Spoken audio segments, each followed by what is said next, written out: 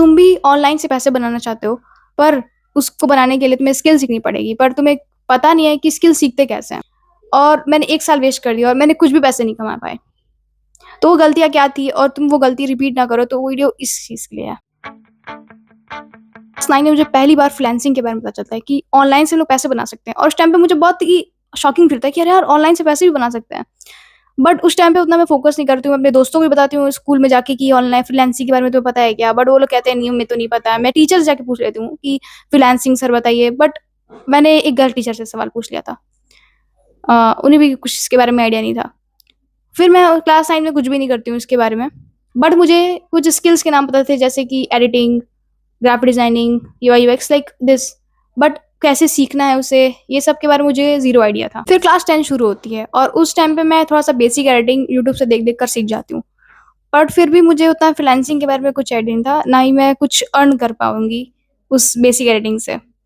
अगर तुम मेरे चैनल पे जाओगे और शुरुआत की जो कुछ वीडियोज़ देखोगे 1-2, वो मेरी लो क्वालिटी वीडियोज़ हैं, और वो मैंने 10th क्लास में शूट की थी, बट अपलोड मैंने 11th क्लास में की, क्योंकि मेरे अंदर कॉन्फिडेंस की कमी थी। फिर मैं क्लास 11th में आती हूँ और क्लास 11th में आते ही मैंने डमी स्कूल चूज़ किया, जो कि मुझे स्किल पे फ़ोकस करना था, और मुझे समझ में आ गया था कि मुझे स्कूल में नहीं जाना है, और मैंने कॉमर्स भी इसीलिए चूज़ किया कि मुझे अपनी स्किल को देने का टाइम मिलेगा। बट मैंने 1 ईयर में मैंने अपनी स्किल को उतना अच्छा नहीं कर पाई, टू बी ऑनेस्ट, क्योंकि मुझे पास कोई गाइडेंस नहीं थी।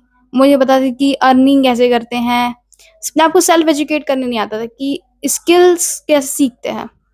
तुम यूट्यूब पे जाओगे, तुम वीडियोज़ देखोगे, तुम्हें बहुत सारी वीडियोज़ मिल जाएँगी ऐसी कि how to like earn money as a teenager, but उसमें बस वो लिस्ट बता रहे होते हैं कि ये स्किल सीख सकते हैं, ये स्किल सीख सकते हैं, बट उसमें हाउ नहीं पता होता है कि करना कैसे है। मुझे पता तो चल गया वीडियो एडिटिंग मुझे करनी है, बट इस चीज़ को सीखे कैसे, इसको कैसे क्लाइंट्स पकड़े, या फिर जो भी होता है, ये सब मुझे नहीं पता था। अब तुम कहोगे यूट्यूब पे सब अवेलेबल होता है, बट वी गेट ओवरवेल्म ना, क्योंकि बहुत सारा इन्फॉर्मेशन है यूट्यूब पे, कौन-सा सही है, कौन-सा गलत है, और लोग एक बिंज वॉचिंग में फँस जाते हैं। सो इन सब चक्करों में मैं समझ नहीं पाई, और 11th क्लास में मैंने अभी कुछ नहीं बनाया। स्किल उतना अच्छा नहीं है, बट हाँ, मैंने कंटेंट क्रिएशन स्टार्ट किया। कम्युनिकेशन स्किल बेटर हुई, सेटअप करना अच्छे से आ गया मुझे, बट अभी भी मैं कुछ अर्निंग नहीं कर पा रही हूँ।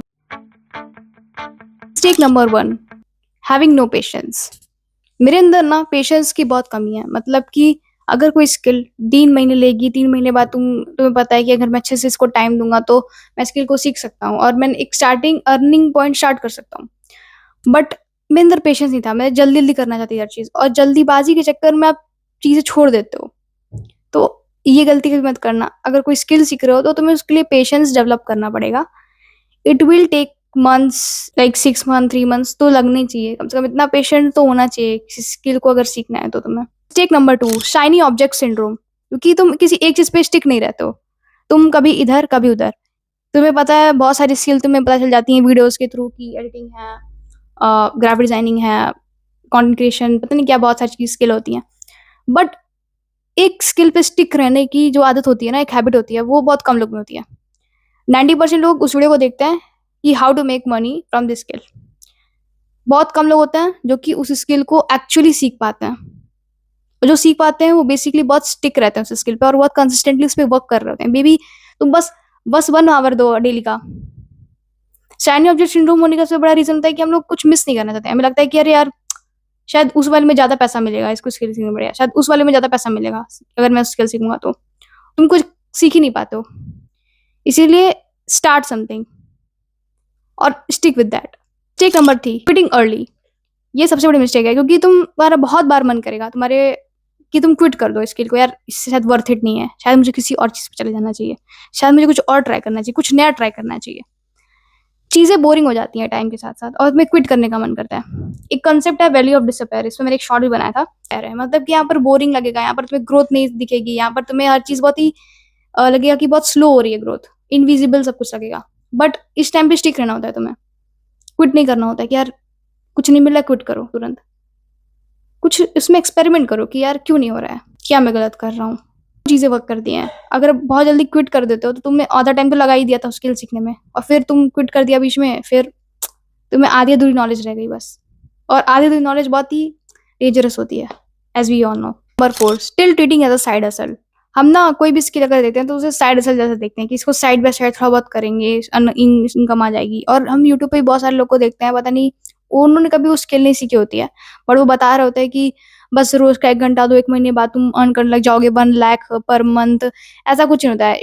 उसको साइड हसल ट्रीट मत करो, मेन हसल जैसा ट्रीट करो। जैसे कि जब हमारा एग्जाम आ रहा होता है, एग्जाम के 1 दिन पहले या फिर 2-3 दिन पहले तुम जिस तरीके से मेहनत करते हो, हार्ड वर्क करते हो, उस सेम हार्ड वर्क अगर तुम स्किल में दोगे तो तुम बहुत ज़्यादा बूस्ट कर पाओगे अपनी लाइफ को। बट हम लोग क्या करते हैं, साइड हसल जैसा ट्रीट करते हैं। अगर तुम इसको साइड हसल जैसा ट्रीट करोगे, तुम उस पे फुल पोटेंशियल नहीं दोगे, तुम उसपे 50%, 40% दोगे। लेकिन जब तुम अपना हाई पोटेंशियल उस पे टच करोगे, तब जाके तुम्हें एक्चुअल रिजल्ट मिलेंगे। अब ज़रूरी नहीं हाई पोटेंशियल का मतलब है कि 12-13 घंटे ही लगाओगे। ज़रूर हो सकता है कि तुम 1 घंटा रोज़ दे रहे हो और सैटरडे संडे को 4 घंटे दे रहे हो। तो ये भी अच्छी चीज़ है ना, मतलब कि तुम दे तो रहे हो ना, और इसी को फुल पोटेंशियल कहते हैं। बट हमारे इंटरनेट पे बताया जाता है फुल पोटेंशियल और कि 12 घंटे से कम काम नहीं होना चाहिए, बिल्कुल भी। ऐसा बिल्कुल भी नहीं है। प्रोडक्टिव होना ज़्यादा इंपॉर्टेंट है बिज़ी होने से। Mistake number 5, finding perfect interest. Perfectionism जो होता है ना, ये बहुत ही बेकार बीमारी है, जो कि मेरे अंदर भी थी। हर चीज़ परफेक्ट हो ही नहीं सकती कोई चीज़। सोचते कि मेरा परफेक्ट इंटरेस्ट क्या है, जिसमें मेरे को एकदम इंटरेस्ट है, इसको देख के मैं कभी बोर हो ना हो। लाइक बताते हैं लोग इंटरनेट पे कि लाइक ऐसा इंटरेस्ट ढूँढो जिसको तुम्हें करते वक़्त तुम्हें नींद रात-दिन एक हो जाए, तुम्हें फिर भी एकदम वो मज़ा आना चाहिए। मेन प्रॉब्लम पता है क्या है कि तुम जिस सोसाइटी में स्टडी किए हो इंडिया में, तो वहाँ पर ज़्यादातर लोग बच्चे नई चीज़ें एक्सप्लोर नहीं किए हुए हैं, तो उनको इंटरेस्ट नहीं पता है। उन्होंने बचपन में या तो बस स्टडी की होती है, थोड़ा बहुत इधर-उधर एक्टिविटीज़ ही होती हैं, ज़्यादा एक्टिविटी उन्होंने ट्राई की नहीं है। तो रिज़ल्ट क्या होता है कि उनको अपना इंटरेस्ट नहीं पता होता, क्योंकि तुमने ज़्यादा चीज़ें ट्राई नहीं की हैं, तुम्हारे माइंड को ज़्यादा डेटा नहीं पता है कि तुमने क्या-क्या पसंद है। सब स्किल को थोड़ा-थोड़ा ट्राई करते देखो। इससे क्या होगा कि तुम्हें पता चल जाएगा कि तुम्हें किसमें इंटरेस्ट आता है। अब ज़रूरी नहीं है कि 100% सब में इंटरेस्ट आएगा तुम्हारा। एक बात याद रखना, इलॉन मस्क की मुझे एक बात याद आ गई, क्योंकि वो हमेशा प्रोबेबिलिटीज़ में बात करता है। improve the probability of success because हो सकता है कि एडिटिंग तुम्हें 80% पसंद है, ग्राफिक डिज़ाइन तुम्हें 20% पसंद है, तो किसको चूज़ करोगे तुम? ऑब्वियस सी बात है, एडिटिंग को, ठीक है? तो वो चीज़ 100% नहीं होती है। 80% भी अगर जो उसपे ज़्यादा हाईएस्ट प्रोबेबिलिटी का है, उसको चूज़ कर लेना। Mistake number 6, prioritise academics over skills. अभी भी बहुत सारे बच्चे जो होते हैं, जो कि स्किल्स को बहुत ही वैल्यूएबल नहीं समझते, एकेडमिक्स को बहुत ज़्यादा वैल्यूएबल समझते हैं। बेसिकली मुझे ऐसा लगता है कि हम अपनी स्किल्स को टाइम दे सकते हैं, बट हम अगर उसे वीकली देखना शुरू करें, ना कि डे वाइज़। हम लोग हमेशा जब टाइम देने की बात आती है, तो हमेशा डे में सोचते हैं कि यार मेरे दिन में कोई टाइम नहीं है। तुम्हारे वीक्स में देखो, वीक्स में टाइम मिल जाता है। डेज़ में टाइम नहीं मिलेगा तुम्हें। हो सकता है तुम सैटरडे को फ्री हो जाओ, संडे को फ्री हो जाओ, फ्राइडे के इवनिंग्स में तुम्हारा टाइम हो। तो ऐसे कर के स्किल सीखना होता है। बट हर दिन कोई नहीं सीख पाएगा, क्योंकि सबका टाइम अलग-अलग होता है। तो अपने हिसाब से टाइम मैनेज देखो क्या करना है।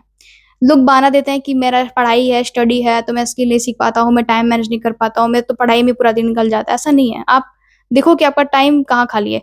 You will get some small pockets of time if you try to find it. Mistake number 7, unaware about self education. ये मिस्टेक सबसे बड़ी है। ऐसा क्या है? हमें क्या होता है ना कि स्कूल में बताया जाता है कि फिक्स सिलेबस होता है। फिक्स तुम्हें पता होता है कब एग्ज़ाम है तुम्हारे, क कितना तैयार करना है, कितना पढ़ना है। तुम्हें हर चीज़ के बारे में डेटा होता है, उसमें परोस के दिया जाता है। बट जब तुम खुद से कुछ सीखने की बारी आती है, तो तुम्हें करिकुलम डिसाइड नहीं है। तुम्हें नहीं पता कितने चैप्टर्स हैं, कितने सिलेबस हैं। वीडियो एडिटिंग में कितने चैप्टर हैं बताओ? तुम्हें नहीं पता। ग्राफिक डिज़ाइन में कितने चैप्टर हैं, तुम्हें पता है? नहीं पता। और तुम्हें खुद से फिगर आउट करना पड़ता है जब तुम सेल्फ एजुकेट कर रहे होगे अपने आप को। लेकिन इन सब की आदत नहीं होती हमें। खुद से कैसे फिगर आउट करते हैं, प्रॉब्लम आती है तो हम अटक जाते हैं और फिर छोड़ने का मन करता है, क्विट करने का मन करता है। बट यही सब चीज़ें तो प्रोसेस का पार्ट है, और ये तुम्हें नहीं आता है, ये तुमने सीखा ही नहीं है। इसलिए जब हम कुछ नया करने जाते हैं तो हमें बहुत प्रॉब्लम होती है इसको सीखने में। और यही वजह है कि मेरा 1 साल भी बर्बाद हुआ, क्योंकि मुझे पता ही नहीं था कि भाई करना क्या है, कुछ समझ ही नहीं आ रहा होता था।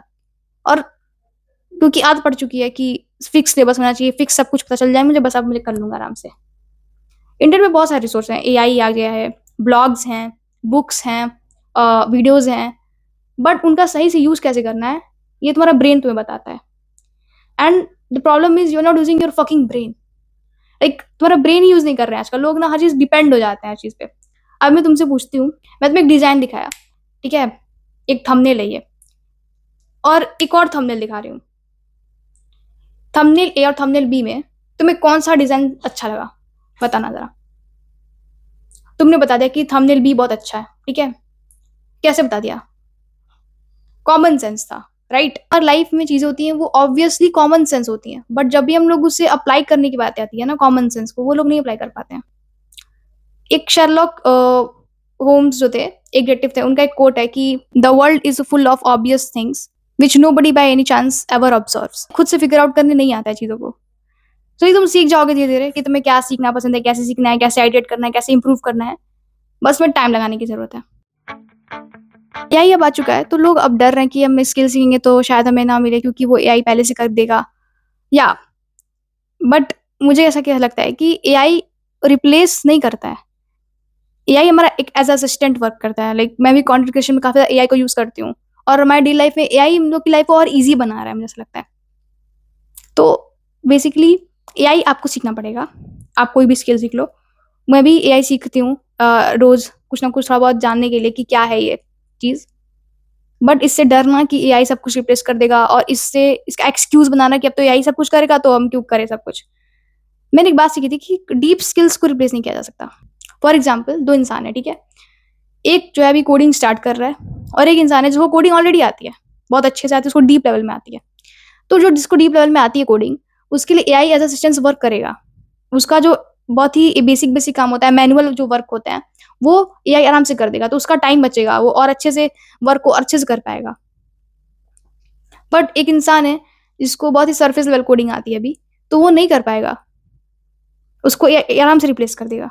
तो बेसिकली हमें कोई भी स्किल सीखनी है तो उसको डीप लेवल पे जाके सीखनी है कि हम एआई को अच्छे से यूज कर पाए। अगर तुम सरफेस लेवल चीजें सीखोगे तो एआई तुमको रिप्लेस कर देगा, लेकिन अगर तुम डीप लेवल में जाके सीखोगे कोई स्किल को, बहुत ही उसकी टाइनी टाइनी डिटेल्स के बारे में जानोगे, तो शायद तुम एआई को यूज करोगे, ताकि वो तुम्हें रिप्लेस करेगा। बहाना मत दो कि एआई सब कुछ रिप्लेस करेगा तो मैं स्किल नहीं सीखूंगा, कि स्किल सीखना तुम्हें पड़ेगा। बहुत बार अकेले मैं अपने आप से प्रॉमिस किया कि मैं इस बार 90 डेज के लिए लूंगी चैलेंज और उसको स्किल को पूरा सीख डालूंगी। बट क्या होता है ना, आप जब खुद अकेले अकेले में रहते हो तो अपने आप से झूठ बोल लेते हो, और फिर आप वो प्रॉमिस तोड़ देते हो। लेकिन अगर मैं कैमरा के सामने सबके सामने बोल रही हूँ तो मैं पीछे नहीं हट सकती, मैं अकाउंटेबल हूँ। आप सबके सामने बोल दिया तो करना पड़ेगा। ब्रेन के अंदर एक फियर आ जाता है कि यार करना पड़ेगा, अब तो बोल दिया तुमने सबके सामने। तो मैं 90 डेज के लिए डेली वीडियोस अपलोड करूंगी। मे बी वो हाई क्वालिटी वीडियोस नहीं होंगी, लो क्वालिटी वीडियोस होंगी, बट वो डेली अपलोड होंगी, कि मैं जो कॉपी राइटिंग स्किल है मैंने जो चूज की है उसको सीखते हुए बताऊंगी कि ये डे 1 है या फिर डे 2 है, और बताऊंगी सबको कि मैं कंस्टेंटली इस स्किल को सीख रही हूँ, जिससे मैं अकाउंटेबल रह पाऊंगी। और हो सकता है कि आपको भी अगर कोई स्किल सीखनी है तो आप मुझे ज्वाइन कर सकते हो। हर दिन 90 डेज के लिए आप भी चैनल ले सकते हो, कोई स्किल पकड़ सकते हो। जैसे कि मैंने कॉपी राइटिंग चूज किया, तो आप कोई भी skill, thumbnail designing, video editing, कुछ भी, उसको 90 डेज तक कंसिस्टेंटली करना है। अब उन 90 डेज में मुझे करना क्या है, जैसे कि मैंने एक वीडियो अपलोड की तो मैं उसमें बताऊंगी कि आज मैंने क्या सीखा, कितने घंटे मैंने उस स्किल को दी, क्या प्रॉब्लम्स आई, वगैरह वगैरह मैं बताऊंगी। इंटरनेट तुम्हें डायरेक्शन दे सकता है, बट स्किल तुम्हें खुद से बिल्ड करनी पड़ती है। सो इसीलिए मैं 90 डेज चैलेंज ले रही हूँ, और डे 1 कल से स्टार्ट हो रहा है। सो देखते हैं 90 डेज बाद मैं कहाँ होती हूँ।